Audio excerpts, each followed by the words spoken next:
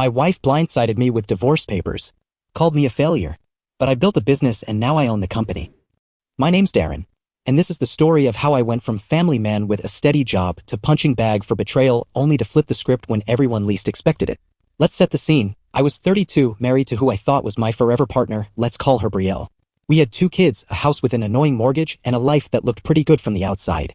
I worked as an operations manager at a mid-sized company pulling in decent money. Brielle worked part-time, mostly staying home with the kids. We weren't perfect, who is? But I thought we were solid.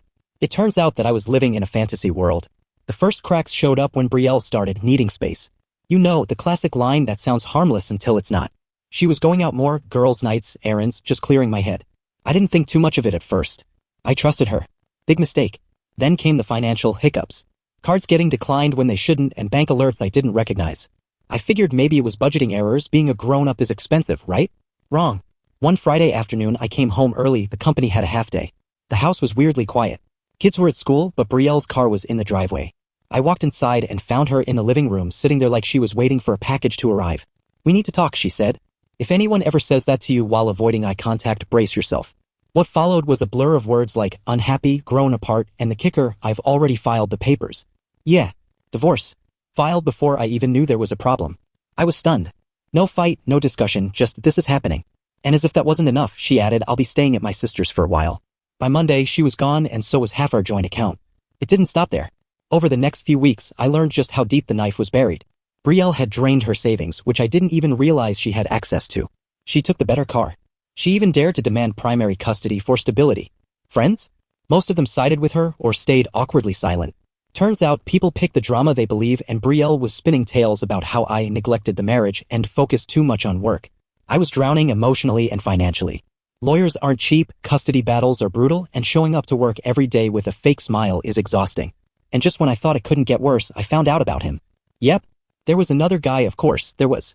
Some friend she'd reconnected with. Suddenly all those nights out and me time made perfect sense. I won't sugarcoat it, I hit rock bottom hard. But here's the thing about rock bottom, it's solid ground.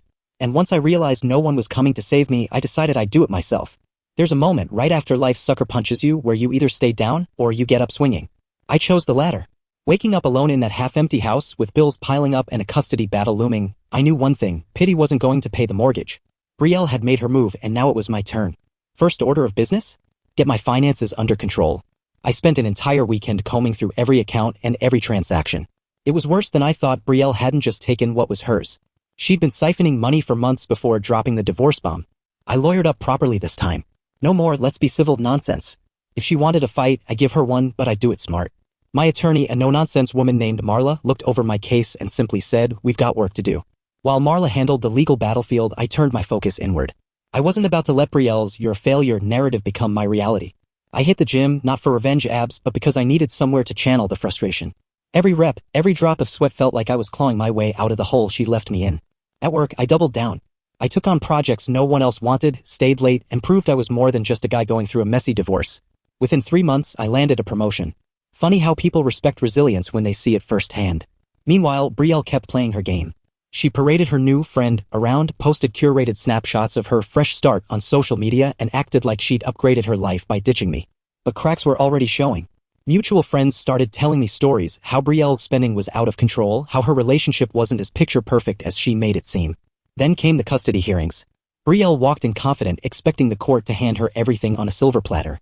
But Marla came prepared, with documentation of Brielle's financial antics, her sudden lifestyle changes, and a clear picture of who was actually providing stability for the kids. The judge saw through Brielle's performance. I didn't get full custody, but I got joint custody with favorable terms, and that was a win I desperately needed. By the end of that year, I wasn't just surviving, I was rebuilding. My savings were growing again, my relationship with my kids was stronger than ever, and I was no longer the guy everyone pitied. But the best part? I did it quietly. Brielle still thought I was struggling, too focused on her chaos to notice how far I'd come. And I was just getting started. There's a special kind of satisfaction in watching someone who called you a failure realize you're doing just fine without ever having to say a word.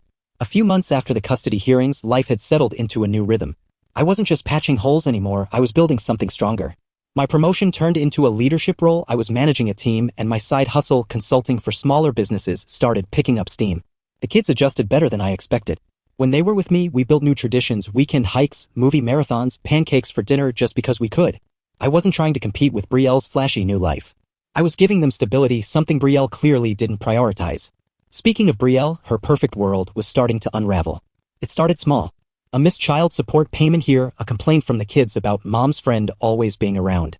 Then I got wind that her boyfriend had moved in and wasn't exactly contributing to the household. Mutual acquaintances, the same ones who once ghosted me during the divorce drama, began sliding back into my messages. "Hey Darren, heard you're doing well. Crazy how things turned out, huh?" "Yeah, crazy." I kept my responses short. No gloating, no bitterness. I didn't need to rub it in, they could see the difference for themselves. Then came the call I didn't expect. "Brielle, we need to talk," she said, her tone lacking the smugness it once carried. Curiosity got the better of me, so I agreed to meet at a neutral spot. She looked different. Tired. The kind of tired that no amount of makeup or forced smiles could hide. "I was wondering if you could help out," she started, dancing around the word money like it was poison. "Just until things get back on track." I almost laughed, but I didn't. I just leaned back and said, "Brielle, the court order is clear. I'm already doing my part." She shifted uncomfortably. "It's not like that. I just thought, after everything." "Exactly," I cut in. "After everything, you thought I'd bail you out." She didn't have an answer. I paid for my coffee, wished her luck, and walked away feeling lighter than ever. That moment wasn't about revenge, it was about closure. Knowing that I didn't owe her anything, not sympathy, not support, not a second chance. By the end of that year, my consulting business was thriving enough for me to consider leaving my corporate job. I leaped and it paid off. Brielle faded further into the background, her drama no longer a storm I had to weather. And me? I wasn't just surviving or rebuilding anymore. I was winning. Winning felt good, but watching Brielle realize I was winning? That was priceless. With my consulting business booming and my corporate job in the rearview mirror, I finally had the freedom and the mindset to focus on what truly mattered, my kids, my future, and making sure I never fell into a trap like that again. But life wasn't done throwing curveballs. It started when I got a call from my oldest, "Dad, Mom's having a hard time." Apparently Brielle's boyfriend turned roommate had packed up and left. No warning, no goodbye. Just vanished along with whatever cash and valuables he could grab on the way out. Karma, right? Soon after, Brielle missed another child support payment. Then 2. Then 3. Marla, my ever-efficient lawyer, filed the paperwork without hesitation. Within weeks, I was granted primary custody. Brielle didn't even contest it, she couldn't afford to. I didn't celebrate. Not publicly, anyway. This wasn't about beating her, it was about protecting my kids from the instability she kept inviting into her life. With the kids full-time, I adjusted my business schedule. Flexibility was one of the perks of being your boss, and I wasn't about to miss school plays or soccer games. Meanwhile, word around town was that Brielle had moved back in with her sister, working a part-time job and trying to stay afloat. One evening, while helping my youngest with homework, I got an email and invitation to speak at a local entrepreneur event. They wanted me to share my story of resilience and rebuilding. I almost declined, public speaking wasn't exactly my thing, but then I thought about how far I'd come. Maybe it was time to own that journey. The night of the event, I stood on stage and told my story, not the messy divorce details, but the core of it, losing everything, finding purpose, and rebuilding from the ground up. Afterward, people came up to shake my hand, thank me, and asked for advice. It felt surreal.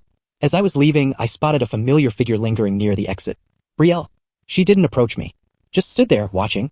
Maybe she was curious. Maybe she was regretting every choice that led her to that moment. I didn't stop. I didn't need to.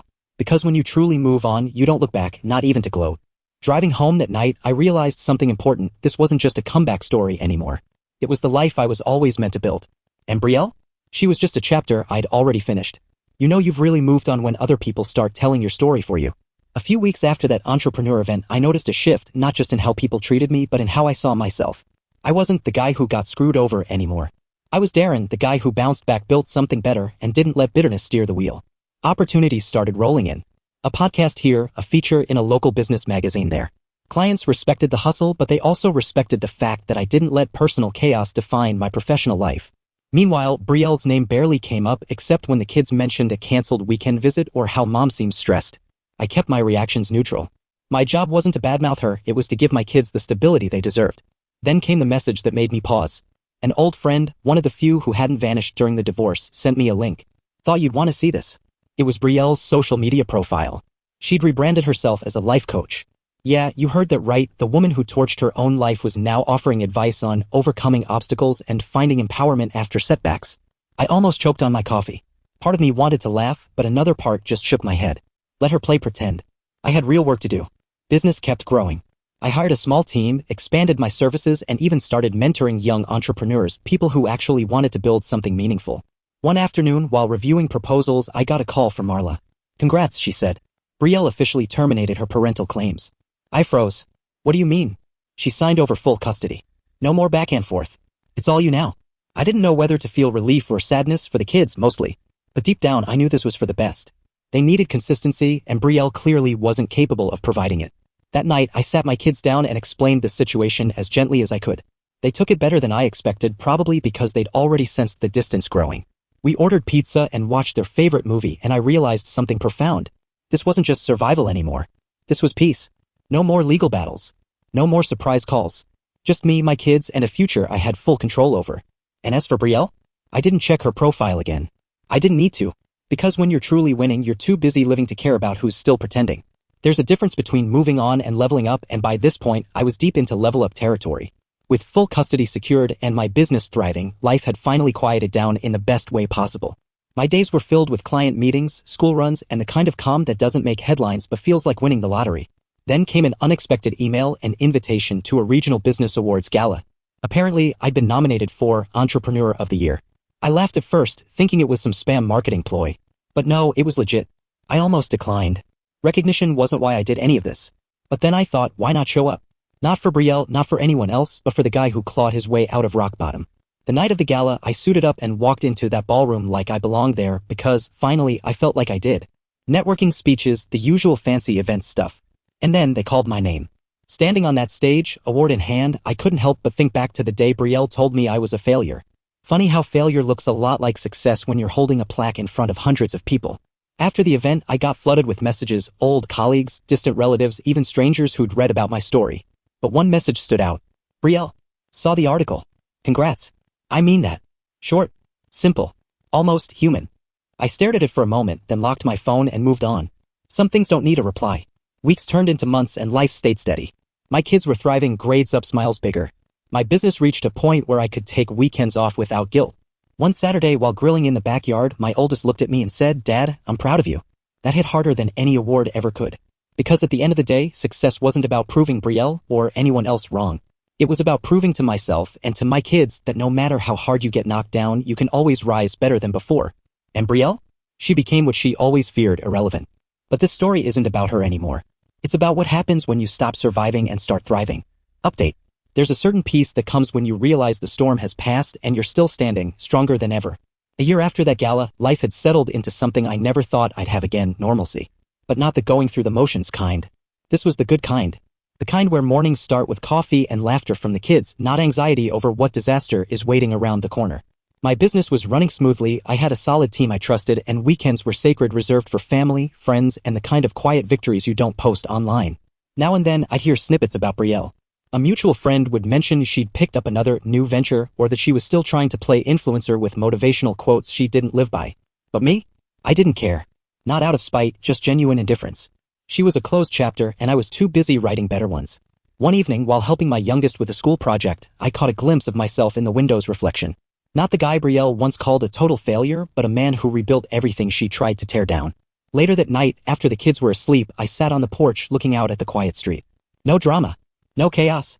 Just the life I fought for. And that's when it really hit me, this wasn't a comeback story anymore.